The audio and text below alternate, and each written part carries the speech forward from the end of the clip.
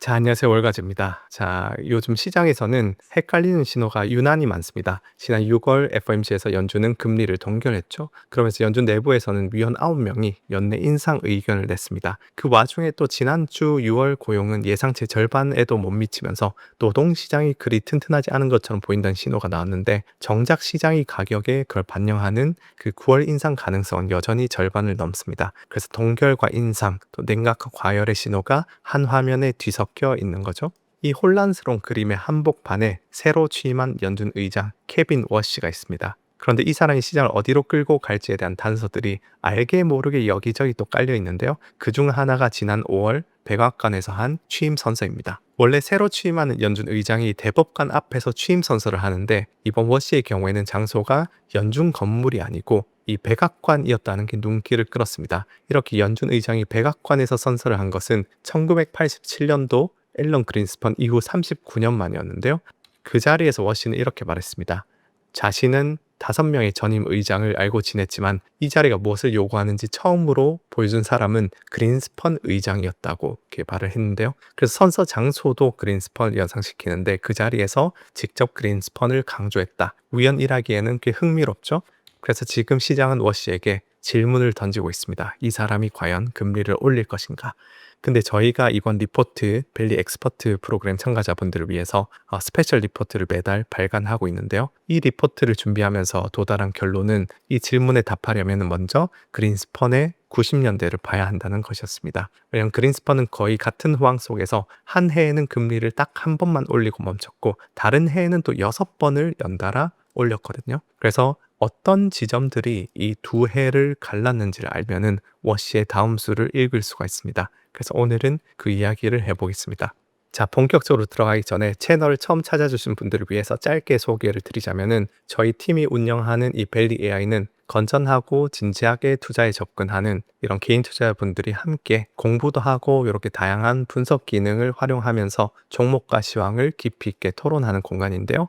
가볍게 콘텐츠를 이제 즐기는 벨리 베이직 플랜과 제대로 투자 공부를 시작해 보기 위해서 이런 강의들도 다 포함된 벨리 엑스퍼트 프로그램이 있습니다. 이 벨리 엑스퍼트 프로그램에서는 매월 두 종류의 스페셜 리포트가 발행됩니다. 하나는 이런 산업 딥다이브 리포트고 이런 기업들을 다루게 되고요. 다른 하나가 오늘 소개해드릴 매크로 월간 리포트인데요.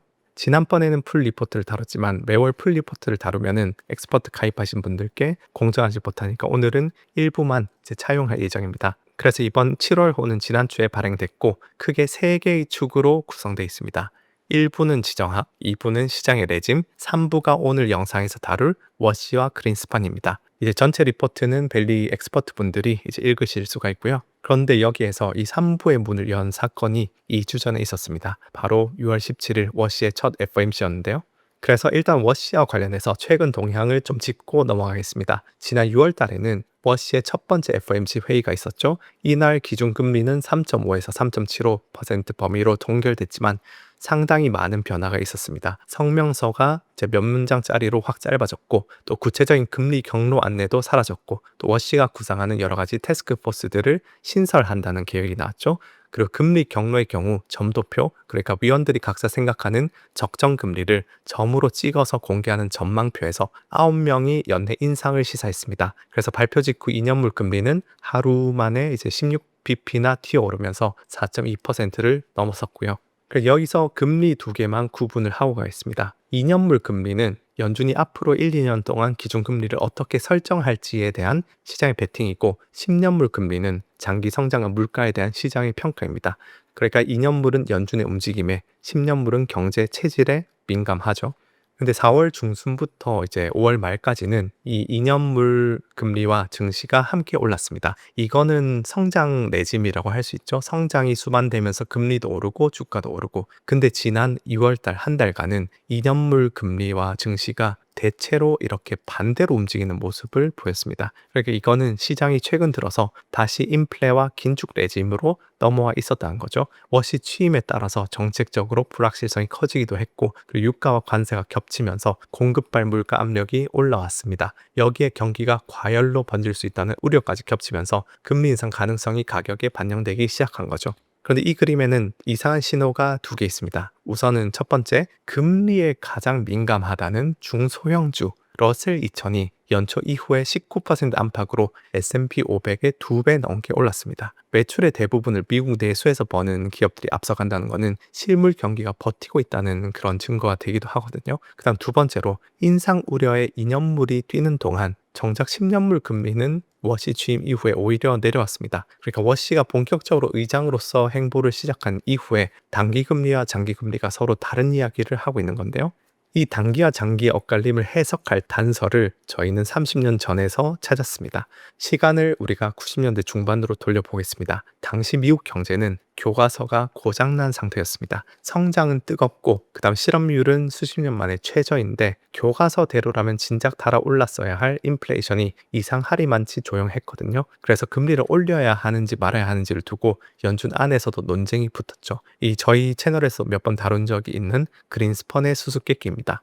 그래서 오늘은 이 리포트 3부의 일부를 따라서 그린스펀이 이 수수께끼를 어떻게 풀었는지를 5가지 요인으로 하나씩 뜯어보겠습니다. 자, 첫 번째는 유가였습니다. 이 97년도 중반부터 99년 초까지 유가가 크게 하락했는데요. 때마침 아시아 금융위기로 원유 수요까지 꺾이면서 하락의 가속이 붙었습니다. 그 다음 두 번째는 수입 물가였습니다. 이게 무슨 말이냐면 90년대 미국은 물가 하락을 해외에서 수입해 오고 있었다는 건데요. 여기엔 두 개의 경로가 있었습니다. 하나는 강한 달러입니다. 달러가 비싸지면은 같은 1달러로 해외 물건을 더 많이 사올 수 있으니까 미국 매장에 진열되는 수입품의 가격표가 저절로 싸지죠. 그다음 다른 하나는 세계화입니다. 이제 91년도 소련이 해체되면서 냉전이 끝났고 동구권과 중국의 값싼 노동력 수십억 명이 세계 시장에 합류했습니다. 그다음 95년에는 세계무역기구 WTO까지 출범하면서 공장들이 인건비 싼 곳으로 대이동을 했고요. 여기에 냉전이 끝나면서 그 기간 동안 군비에 투입되었던 자원들이 민간 경제로 들어오게 됩니다. 내내 미사일과 탱크에 묶여있던 돈과 공장 그리고 인력이 생산에 투입될 수 있었던 거죠. 이거를 평화 배당이라고 합니다. 이렇게 세계화에 따라서 여러 가지 요인들이 중첩되면서 세계 공급 능력 자체가 폭발적으로 넓어졌고 이거는 이제 미국 입장에서 수입 물가의 하락으로 이어졌습니다. 한마디로 미국 소비자 입장에서는 가만히 있어도 매년 더 싼 TV와 옷이 이렇게 매대에 깔리던 시대였죠. 그다음 세 번째는 여러 차례 말씀드린 생산성입니다. 90년대는 PC와 인터넷, 바코드와 전산 시스템이 기업 현장에 다 깔리던 시기였는데요. 기업들이 재고를 실시간으로 파악하고 주문과 물류를 전산으로 돌리면서 같은 인원으로 훨씬 더 많은 일을 처리하게 됐습니다. 예를 들어서 시급이 10% 올라도 한 사람이 한 시간에 만드는 개수가 15% 늘면 어떻게 될까요? 제품 하나에 들어가는 인건비는 오히려 줄어들게 됩니다. 그래서 기업은 가격을 올리지 않아도 마진이 지켜지다 보니까 임금 상승이 물가로 번지지 않는 거죠. 그 다음 네 번째는 좀 의외일 수 있는데 노동자들의 심리였습니다. 그래서 상식적으로 좀 생각을 해보죠. 실업률이 수십 년 만에 최저라면은 일할 사람이 귀하다는 뜻이고 노동자가 갑이 되니까 임금 인상 요구가 본물 터지듯 나와야 정상입니다. 근데 90년대는 그게 없었습니다. 왜였을까요? 당시 미국에서는 다운사이징이라는 말이 유행어가 될 만큼 대기업들의 대량 감원이 뉴스를 도배하고 있었고 컴퓨터가 사무실의 일자리를 하나둘 대체하기 시작하던 참이었거든요. 그래서 노동자들이 고용에 대한 자신감이 크게 하락을 했습니다. 내 기술이 낡아버릴 수 있다. 내 자리를 컴퓨터가 차지할 수 있다. 그런 불안이 심화된 거죠. 이게 이제 호황 속에서도 임금 인상 요구를 눌러버린 것입니다. 실제로 90년대 파업 활동은 수십 년 만에 최저 수준으로 떨어졌죠.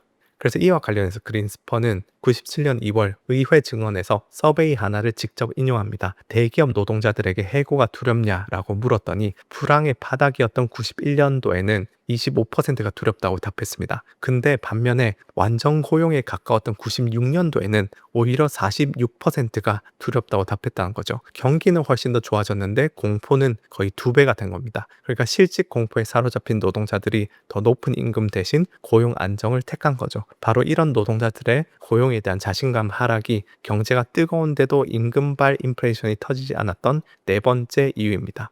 그 다음 다섯 번째는 물가 측정 방식입니다. 바로 물가 그 자체가 아니고 물가를 측정하는 집계 방식이 문제였다는 건데요. 그린스펀은 95년도 1월 의회에서 소비자 물가 지수가 실제 생활비 상승을 과대평가할 수 있다고 공개적으로 문제를 제기합니다. 이 발언이 이제 보스킨 위원회라는 공식 검토위원회로 이어졌고 그 위원회는 96년 12월 CPI가 물가를 연간 약 1.1%포인트씩 부풀려서 재고 있다고 결론을 냅니다. 왜 이런 문제가 발생했을까요? 여러 가지가 있는데 대표적으로 대체제 효과가 있습니다. 예를 들어서 쇠고기 값이 비싸다 싶으면 사람들은 닭고기로 갈아탈 수가 있죠. 그러면은 쇠고기 가격 자체는 인플레이션이 진행되고 있다고 할 수 있지만 사람들의 실제 소비나 심리 측면에서는 인플레이 정도가 훨씬 더 덜할 수가 있습니다. 그런데 기존의 CPI 측정 방식은 그런 대체를 반영하지 못한 채 비싸진 쇠고기만 계속 추적을 했던 거죠. 그리고 품질 조정이라는 문제도 있었습니다. 이 개념이 뭐냐면은 액면 물가에서 제품 성능이 상승한 부분을 걸러내는 겁니다. 예를 들어서 컴퓨터 가격이 작년 대비 10% 올랐다고 해보겠습니다. 그럼 물가가 엄청 오른 것 같지만 만약에 1년 사이에 컴퓨터 성능이 2배가 됐다고 하면은 10% 올라간 가격을 전부 인플레에 반영하는 것은 조금 오류가 있을 수도 있죠. 이렇게 성능이 개선된 부분을 가격에서 걷어내는 작업을 품질 조정, 그러니까 헤도닉 조정이라고 하는데 특히 소프트웨어처럼 품질이 빠르게 좋아지는 영역에서는 이 조정을 더 적극적으로 할 필요가 있습니다. 근데 90년대 당시는 기술 혁신에 대한 경험이 좀 적었던 때니까 이런 것들이 CPI에 충분히 반영되지 않았던 거죠. 한마디로 애초에 CPI가 좀 과대평가된 측면이 있었고 집계 방식을 개선하면서 이런 것들이 비로소 파악이 됐습니다. 그래서 이와 관련된 주장을 지금 일각에서도 제기하고 있습니다. AI와 관련해서 물가지표 측정 방식을 개선할 필요가 있다는 거죠. 이와 관련해서는 조금 이따 다시 다루겠습니다. 아무튼 이 5가지 요인이 함께 작용하면서 선순환이 만들어졌습니다. 물가가 낮으니까 노동자들은 큰 임금 인상 없이도 실질 소득이 오른다고 느꼈고 낮아진 기대 인플레이션이 다시 임금과 가격 인상을 눌렀습니다. 이 루프가 도는 동안 그린스펀은 경기가 뜨거운 와중에도 금리를 올리지 않고 버틸 수가 있었죠. 그렇다고 해서 그린스펀이 아무것도 하지 않은 건 아닙니다. 97년 3월 연준은 금리를 25bp 딱 한 번 올리는데요. 그런데 당시 성명서의 표현이 흥미로운데 이 조치는 낮은 물가를 지켜냄으로써 지금의 경기 확장을 더 오래 지속시키기 위한 신중한 조치다. 이렇게 적혀 있었거든요. 그러니까 경기 사이클을 돌려 세우려는 긴축이 아니고 어디까지나 지금의 확장이 과열로 넘어가지 않고 더 지속될 수 있도록 미리 예방주사를 놓았다는 거죠. 그리고 실제로 물가는 올라오지 않았고 금리는 이듬해까지 그 자리에 묶였습니다. 여기서 알 수 있는 거는 그린스펀이 미래를 완전히 확신한 거는 아니란 점입니다. 그러니까 그린스펀이 점쟁이처럼 예제안을 통해서 생산성 혁신을 무조건적으로 맹신하고서 금리를 묶어두는 것이 아니고 자신의 가설상 생산성이 올라오고 있는 것 같기는 한데 이거를 확정적으로 단언할 수는 없었던 거죠. 그래서 좌고우면하면서 여러 민간에서 올라오는 경제 현상들과 데이터를 확인하면서 추론을 검증하고 그렇게 고민하다가 다른 한편으로 보험성 금리 인상도 한 차례 한 거죠. 그렇게 신중하게 여러 방면을 고려했다. 그러다가 나중에 어느 정도 확신할 만큼 증거들이 쌓였다고 가늠할 수 있는 시점이 되자 또 임기응변에 가깝게 생산성 혁신에 발을 맞췄다. 그렇게 볼 수 있겠습니다. 그러다가 98년도 가을에는 오히려 금리를 내렸습니다. 아시다시피 그때 아시아 금융위기가 있었고 그와 더불어서 러시아가 디폴트를 맞았고 이게 단초가 돼서 LTCM이라는 대형 헤지펀드가 붕괴되면서 금융시장이 얼어붙었죠. 이에 따라서 연준은 혹시 모를 시장의 경세를 막기 위해서 석 달 동안 3차례의 그런 보험성 인하로 대응을 합니다. 그래서 정리하면은 95에서 98년까지는 그린스펀의 연준이 생산성 혁신을 믿고서 시장에 대해서 신중하게 접근했다. 그래서 확장기를 연장시켰다. 그렇게 말할 수가 있겠고요. 근데 99년에는 그린스펀이 또 정반대의 처방을 씁니다. 99년 6월부터 이듬해 5월까지 기준금리를 6차례 인상하면서 175bp를 끌어올렸습니다. 그래서 4.75%였던 기준금리가 6.5%까지 올라간 본격적인 긴축 사이클이었죠. 그러면 이때 그린스펀은 왜 그런 판단을 했는가? 그린스펀이 주목한 것은 주가의 대대적인 상승 그리고 그에 따른 부의 효과였습니다. 주가가 오르면 가게는 부자가 된 기분의 소비를 늘리고 또 기업은 저렴해진 자본 비용으로 투자를 늘립니다. 이렇게 가계의 소비와 기업의 투자가 늘면은 노동시장이 달아오르게 되죠. 그럼 어느 순간 임금 상승률이 생산성 증가율을 앞지르게 될 위험이 있습니다. 이 생산성이 개선되고 있는 건 사실이었지만 그 이상으로 경기가 과열되고 임금이 증가하면은 인플레가 불붙을 수 있다고 본 거죠.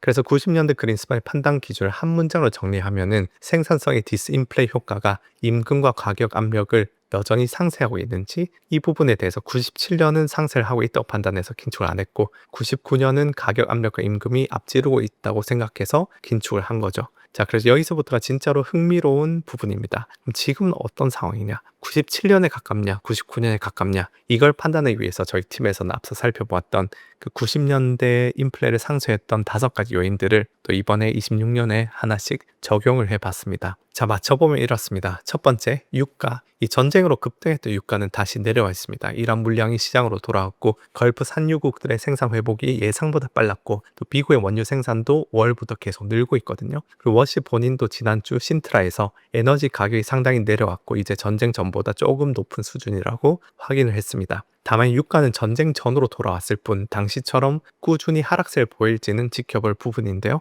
96년 12월부터 99년 2월까지 유가는 26달러에서 10달러까지 하락을 했었습니다. 현재 트럼프 행정부는 유가 하락세를 유도하고자 드릴 베이비 드릴을 외치면서 증산을 밀어붙이는 중인데 11월 중간선거를 앞둔 트럼프에게 기름값은 정치 생명이 걸린 숫자니까 적어도 정부가 유가를 밀어 올리는 방향으로 움직일 일은 적을 것이라 가정해 볼 수 있습니다. 그럼 두 번째로는 생산성이 있습니다. 그 생산성은 주인공만 IT에서 AI로 바뀌었을 뿐 똑같은 질문이 돌아왔죠. 생산성은 어떻게 보면 가장 중요한 동시에 가장 난해한 변수일 수 있는데요. 이전에 제가 FOMC 회의를 다룬 영상에서도 말씀드렸듯이 AI가 기업의 비용 구조를 바꾸고 공급 능력을 끌어올릴 수 있으면은 성장률을 높이면서 물가를 낮추는 힘이 됩니다. 90년대 재현이죠. 근데 동시에 AI는 천문학적인 투자와 자산 가격 상승, 또 소비를 자극한 수요의 엔진이기도 합니다. 동시에 또 IT에 비해서 AI는 뒷단의 데이터 센터와 전력, 그다음 냉각수 이런 부분에서 굉장히 물질적인 부분에 투자를 많이 요구하죠. 그래서 이런 부분에서 공급 효과가 이기면은 97년에 골디락스지만 수요 효과가 이기게 되면은 99년에 긴축으로 이어지겠죠.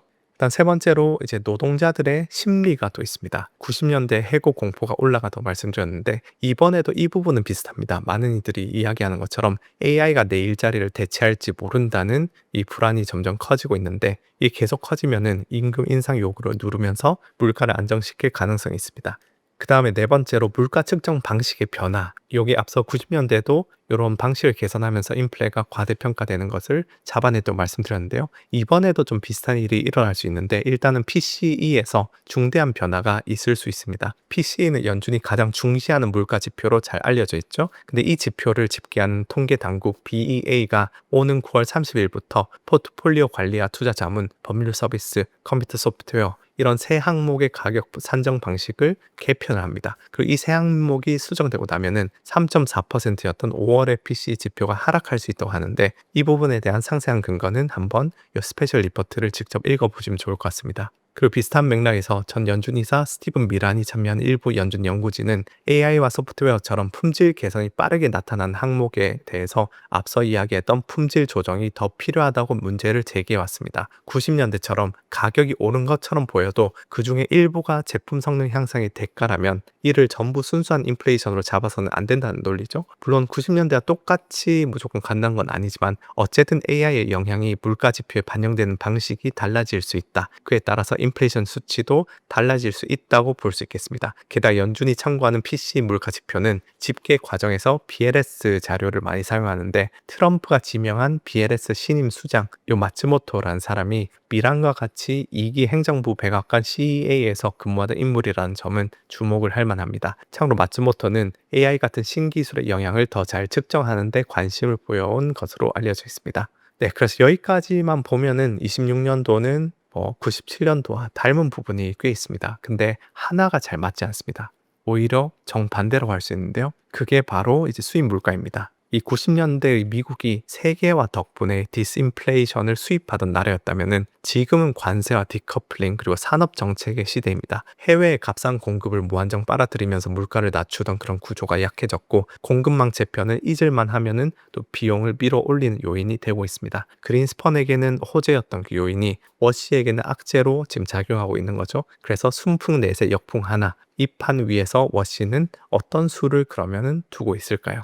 이제 힌트는 지난주 포르투갈 신트라의 중앙은행 포럼에서 나왔습니다. 일단 워시는 물가 안정을 달성하겠다는 연준의 책임과 독립성을 강조하면서도 최근 몇 주 동안 기대 인플레가 둔화됐다. 그리고 공급도 견조하다고 평가를 했습니다. 그러니까 인플레이션 관리를 당연히 뭐 신경 써서 하겠지만 일단 최근 들어서 조짐이 나쁘지 않다. 그렇게 평가한 거고요. 다만 단기적으로는 AI가 수요 측 압력으로 나타날 수 있기는 하다고 인정하기도 했습니다. 그러면서도 장기적으로 보면은 AI의 공급 효과가 상당할 것이라는 데 무게를 두고 있는 것으로 보입니다. 단적인 예로 야구로 치면 1회 또는 2회 초반에 불과하다는 발언이 있었고요. 그러면서 이제 미국은 생산성이 이끄는 성장을 두려워하지 않는다고도 했습니다. 그러니까 워시는 지금 97년도 그린스펀의 사례가 재현될 수 있지 않을까 일단은 생각하고 있는 것으로 보입니다. 다만 무조건적으로 이 경로를 맹신한 것은 아니고 보다 명확한 확증들을 시장으로부터 얻어내려고 하고 있죠. 이건 앞서 그린스펀이 생산성 혁신을 확신한 건 아니라는 대목과도 겹치는데요.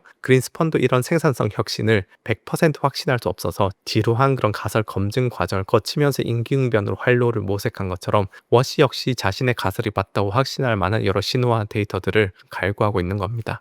그리고 워시가 첫 FOMC에서 대대적으로 이 태스크포스의 청사진을 발표한 것도 이런 맥락에서 해석할 수 있는데요. 공개된 것처럼 워시는 5개의 태스크포스 신설을 발표했는데 연준의 시스템 전체를 재설계하겠다는 의중을 표현을 했다고 보입니다. 참고로 이 지난주에는 워시가 베센트에도 고위 보좌관을 고문으로 고용할 것이라는 보도가 나오기도 했습니다. 여러모로 지금 베센트와 긴밀하게 접점이 많은 워시죠. 그 중에서 이제 데이터 TF는 그린스펀을 크게 참고한 것처럼 보이는 대목인데요. 그린스펀은 남들이 안 보는 난해한 데이터를 산더미처럼 끌어모아서 거기서 인사이트를 얻어내고 논쟁에서 우위를 점하던 의장이었습니다. 이와 비슷하게 케빈 워시도 이제 데이터에서 엣지를 갖겠다는 의사를 이제 드러냈는데요. 기존의 공식 데이터로는 현재의 시장을 판단하기도 어렵고 특히 AI 같은 기술은 과거와 같은 방식으로 추적 관찰하기가 어렵기 때문에 민간이 여러 경로에서 나오는 실시간 데이터와 새로운 측정 방식으로 유연하게 현실을 파악하는 연준을 만들겠다는 겁니다. 실제로 9개월에서 12개월 뒤에는 새로운 기술로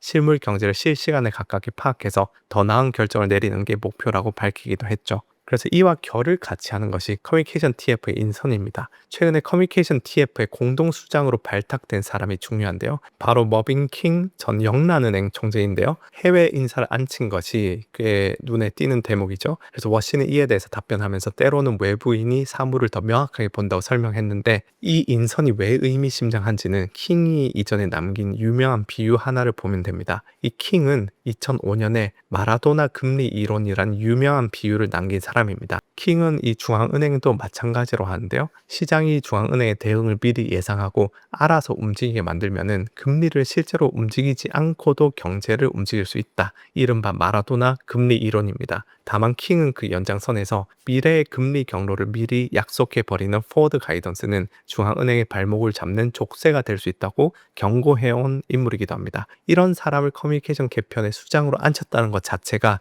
말을 줄이면서 미리 공언하지 않는 연준으로 가겠다는 방향 선언에 가깝죠. 물론 여기에는 대가가 있습니다. 연준이 힌트를 줄이면은 시장은 다음 수를 또 알아서 추정해야 되고 이에 따라서 단기 금리의 변동성이 더 커질 수 있습니다. 단적인 예로 6월 FOMC 당일 2년물이 이 16bp 튄 바 있습니다. 대신에 연준이 섣불리 공언을 하다가 나중에 상황이 바뀌었을 때 자신들의 말을 또 뒤집기 껄끄러워서 대응이 늦어지는 그런 정책의 실기의 가능성은 대신 낮아지게 되죠. 그래서 여기서 이제 영상 처음의 질문으로 돌아와 보겠습니다. 2년물이 인상 가능성에 팔을 떠는 동안 10년물은 왜 오히려 내려왔을까? 물론 이는 최근 급등한 금리 인상 가능성이 미래 경기 둔화 우려를 키운 결과일 수도 있지만 저희 팀에서 조심스럽게 내놓는 가설은 이겁니다. 시장이 워시의 장기 프레임, 그러니까 생산성과 데이터, 커뮤니케이션의 개혁이 장기적으로는 정책 실기 가능성과 인플레이션 리스크를 낮출 것이라는 이야기를 아직은 믿어주고 있다는 신호일 수 있다는 겁니다. 최근에 금리 인상 가능성이 높아지면서 단기 금리는 올라갔는데요. 근데 동시에 워시가 AI와 생산성에 대해서 제시한 장기 관점은 장기적으로 인플레이션 리스크 프리미엄이 낮아질 수 있다는 기대로 작용할 수가 있습니다. 그래서 실제로 워시 취임 이후에 금융시장에서 집계되는 장기 기대 인플레가 낮아졌는데 이게 주목할 만한 부분이죠. 그리고 워시가 강조했던 데이터 TF와 커뮤니케이션 TF는 장기적으로는 정책 실기 가능성을 줄이려는 장치로 해석될 수가 있습니다. 그래서 이런 요소들이 맞물리면서 10년물 금리의 상단을 제한했을 가능성이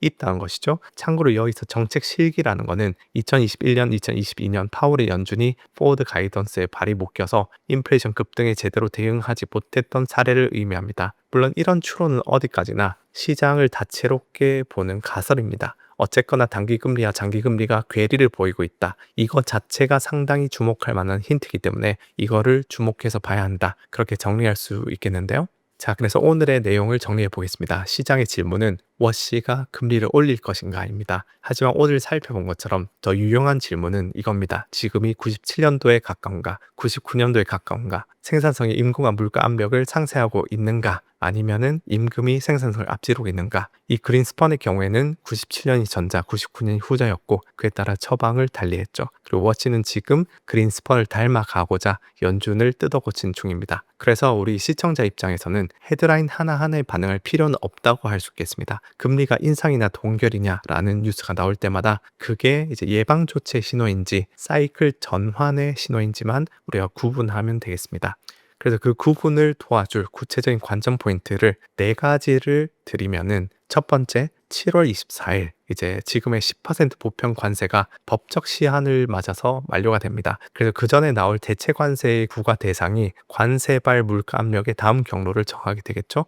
그다음 두 번째로 9월 30일 오늘 말씀드린 그 PCE 산정 방식 개편이 반영된 첫 지표가 나옵니다. 숫자가 실제로 내려앉는지 그리고 시장이 그 숫자를 신뢰하는지까지가 관전 포인트입니다.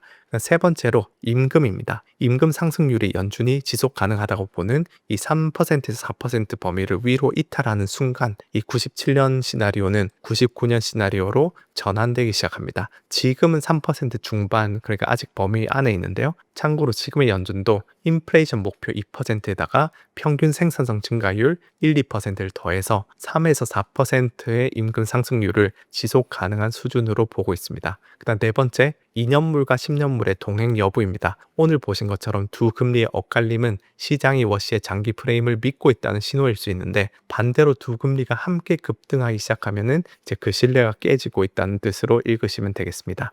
그래서 오늘 영상에 이런 강론들까지 얹으시면은 하반기의 매크로를 읽는 지도가 완성되는데요. 지수가 이제 박스권에서 갈팡질팡하는 지금 같은 때일수록 헤드라인에 휩쓸리기보다는 이런 기준점들을 세워두고 데이터가 어느 시나리오를 지지하는지 계속 모니터링 해갈 필요가 있습니다. 이런 접근이 좀 지루해 보여도 결국은 복리처럼 쌓여서 의미 있는 성과 차이를 만들어냅니다. 그래서 오늘의 영상은 이 리포트의 한 3분의 1, 4분의 1 정도만 살펴봤는데요. 이 다루지 못한 부분들을 목차를 보여드리자면은 이 일부 지정학에서는 중동 이슈와 호르무즈 수익화 카드의 계산법 등을 이제 다루고 있습니다. 그리고 트럼프가 굴렸던 그 스노우볼인 중국과 유럽 관계의 균열, 그리고 중국이 북한과의 관계 복원 관련해서 꺼내든 그 수싸움, 그리고 대만을 둘러싼 이중 플레이, 그리고 각국이 지금 뛰어든 소버린 AI 경쟁에 대해서 저희가 여기 1부에서 다뤄놨고요. 2부에서는 연준의 정책 함수인 물가 경기 그리고 생산성을 중심으로 지난 한 달 동안의 시장의 레짐을 가까이서 살펴봤습니다. 그리고 오늘 영상에서 일부를 다뤘던 3부에서는 이 워시와 90년대 그린스펀에 대한 분석과 또 내년의 FOMC 투표권 교체에 대해서 누가 나가고 누가 들어오는지 등도 여기 더 많이 수록돼 있으니까 한번 살펴보시면 좋을 것 같습니다. 자, 그래서 이런 분석들이 도움이 되셨다면은 구독과 좋아요, 댓글 부탁드리고요. 또 벨리에도 한번 가입해 보시면은 많은 응원이 될 것 같습니다. 그럼 다음 영상에서 뵙겠습니다. 감사합니다.